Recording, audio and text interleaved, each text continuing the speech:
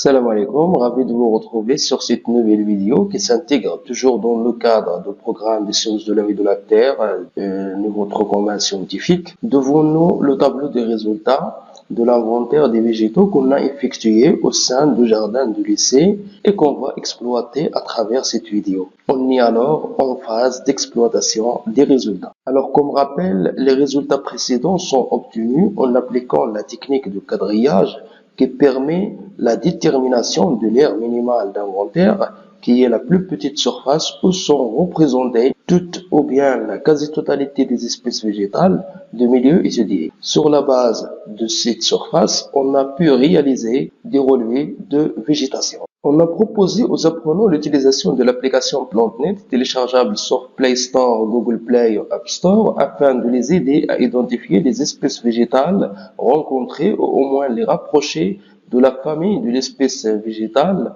dans un bref délai. Et dans cette application de ce fait, un pourcentage de similitude entre notre photo et le nom scientifique en base de données de cette application. Plus ce pourcentage est élevé, plus l'application est certaine des résultats qu'elle présente en premier, alors que l'identification exacte et précise nécessite l'utilisation d'une clé de détermination des espèces au labo avec d'autres techniques.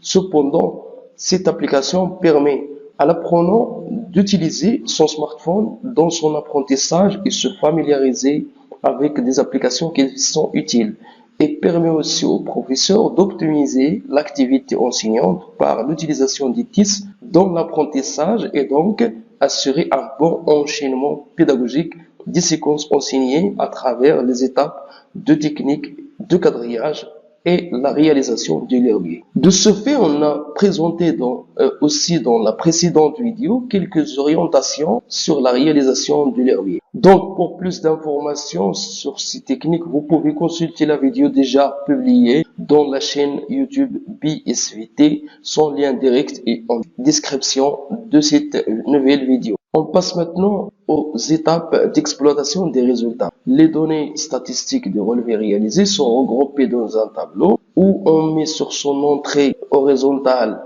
les espèces et sur son entrée verticale les relevés. Le signe plus indique la présence de l'espèce alors que le signe moins indique l'absence de l'espèce végétale. Ces données vont être exploitées par le calcul d'un ensemble de coefficients aux paramètres écologiques et on commence par la fréquence. C'est le pourcentage des relevés contenant l'espèce étudiée calculé selon la formule suivante. F est égal nombre de relevés contenant l'espèce sur nombre total des relevés réalisés fois 100. Comme ça, on obtient les fréquences de toutes les espèces.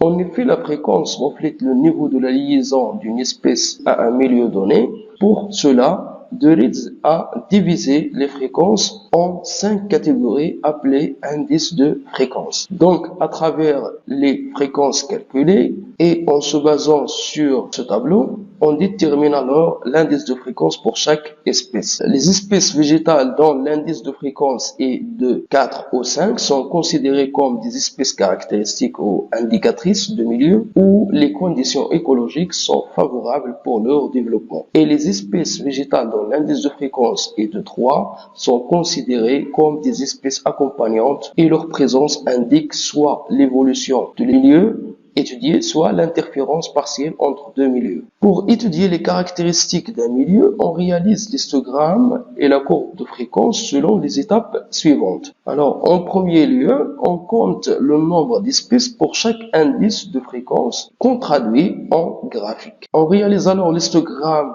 en représentant sur l'axe des abscisses les indices de fréquence et en portant sur l'axe des ordonnées le nombre d'espèces correspondant. On trace la courbe qui passe par la médiane des sommets des rectangles de cet histogramme réalisé. Alors, si la courbe de fréquence tracée possède un seul pic, on dit que la courbe est unimodale. On déduit alors que le groupement des êtres vivants étudiés est homogène. Donc, le milieu étudié est homogène, c'est-à-dire stabilité des conditions écologiques.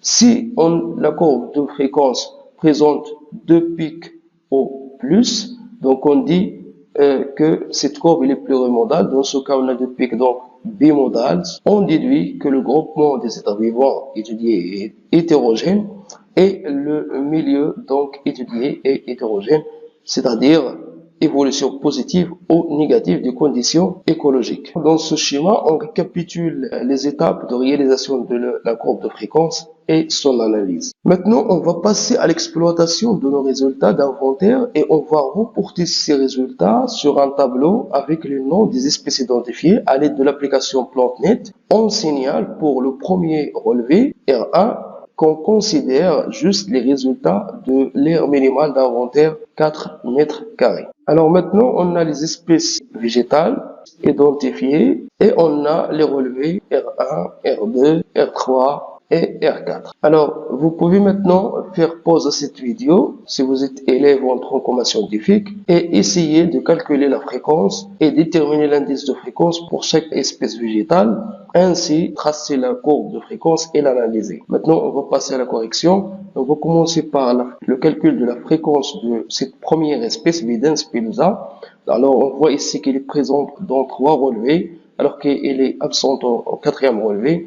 On a total des relevés C4, donc F est égal à 3 sur 4 fois 100. Donc est égal à 75%. Pour les deuxième espèce Solanum nigrum, elle est présente uniquement dans le premier relevé, donc on a F est égal à 1 sur 4 fois 100, donc est égal à 25%. Pour Cynodon dactylon présent dans tous les relevés, donc F est égal à 4 sur 4 fois 100, donc 100%. Pour Eriobotria japonica, il est présent uniquement dans un seul relevé, donc on a F est égal à 1 sur 4 fois 100, donc 25%. Convolvulus R26, donc il est présent dans tous les relevés, donc F est égal à 4 sur 4 fois 100, donc est égal à 100%. Maintenant, on va déterminer l'indice de fréquence pour Videns pilosa, 75%, donc la fréquence donc elle est comprise entre 60 et 80%, donc son indice est 4. Pour Solanum nigrum, 25%, la fréquence donc est comprise entre 20 et 40, donc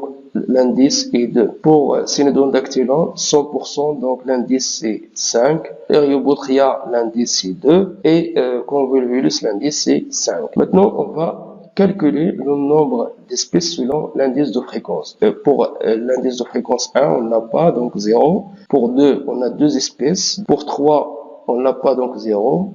Pour 4, on a une seule espèce. Pour 5, on a 2 espèces. Maintenant, on va traduire bien sûr ce tableau en graphique. Et on va tracer le premier axe, l'axe des ordonnées, qu'on va graduer en respectant l'échelle. On met les nombres 0, 1, 2, 3. Puis le titre de l'axe, nombre d'espèces. Et on va tracer l'axe des abscisses. On va le graduer aussi en respectant l'échelle. On met les indices de fréquence et le titre de l'axe, indice de fréquence. Maintenant, on va procéder à la projection des nombres des espèces en fonction des indices de fréquence. Pour 1, 0, donc on va tracer juste un trait. Pour 2, on a 2 espèces, donc on va tracer le rectangle correspondant à 2 espèces. Pour 3, on n'a pas donc 0, donc on va mettre un trait. Pour 4, on a une seule espèce, donc on va mettre un rectangle. Et pour 5, on a 2 espèces, donc on va tracer le rectangle correspondant. Donc on obtient maintenant ce qu'on appelle l'histogramme de fréquence. On va prendre le centre du sommet de ces rectangles et on va relier entre les points et tracer ce qu'on appelle, on roule ici la courbe de fréquence. Alors on met le titre principal, histogramme et la courbe de fréquence des espèces végétales. On passe maintenant à l'analyse de cette courbe. Donc on voit ici qu'on a 2 pics, donc on constate que la courbe de fréquence est bimodale, 2 pics. On déduit alors que le groupement végétal étudié est hétérogène, c'est-à-dire que le milieu est hétérogène. Parmi les autres paramètres écologiques qu'on peut déterminer, on a l'abondance d'une espèce végétale qui représente le nombre d'individus de la même espèce par unité de surface, et on a la dominance ou le recouvrement d'une espèce végétale qui représente la surface couverte par l'ensemble des individus d'une espèce donnée. Elle se détermine par la projection verticale des parties aériennes des individus de l'espèce sur le sol, comme vous voyez sur la figure. Alors, comme c'est difficile d'appliquer et déterminer ces deux paramètres, les deux chercheurs Brun et Blanquet ont mis une échelle qui permet la détermination d'un coefficient appelé le coefficient abondance-dominance. C'est une échelle graphique qui permet la détermination, bien sûr, du coefficient allant de plus à 5. Cette échelle repose sur les indices d'abondance et de recouvrement suivants. Alors pour le coefficient plus, on dit que l'espèce est très rare et son recouvrement est très faible. Pour le coefficient 1, on dit que l'espèce est rare, le recouvrement inférieur à 5%. Pour le coefficient 2, on dit que l'espèce est répandue et le recouvrement entre 5 et 25%. Pour le coefficient 3, 4, 5, on dit que l'espèce est abondante, alors que le recouvrement pour le coefficient 3, il est compris entre 25 et 50%, pour 4 entre 50% et 75%, et pour le coefficient 5, il est supérieur à 75%. Comme ça, on a terminé cette vidéo. Merci pour votre attention.